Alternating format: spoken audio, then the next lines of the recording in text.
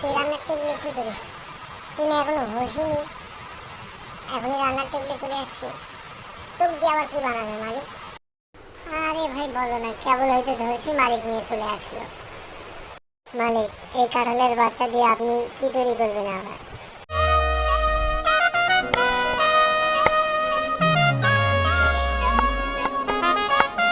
দিন শুনছি আলু ভর্তা, মরিচ ভর্তা, আজকে কাঁঠাল ভর্তা বানাবেন নাকি?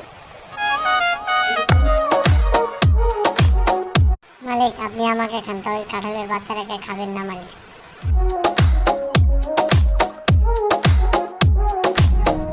বন্ধুরা, তোমরা কি দেখছো? জলদি লাইক করো আর সাবস্ক্রাইব করো। मेरी आँखें भी আপনাকে বললাম আমি ওর সাথে আমাকে দিয়েন না, তাও দিলেন মিশাল করে ওর সাথে আমার। तेरी आँखों से एक কি তৈরি করলেন মালিক? কাঁঠাল তেঁতুল ভর্তা না তেঁতুল কাঁঠাল ভর্তা? बात कर বাবুরা, তোমরা কি দেখছো? এরকম ভর্তা তোমাদের দিলে তোমরা কি খাবে? কমেন্ট করে জানাও। है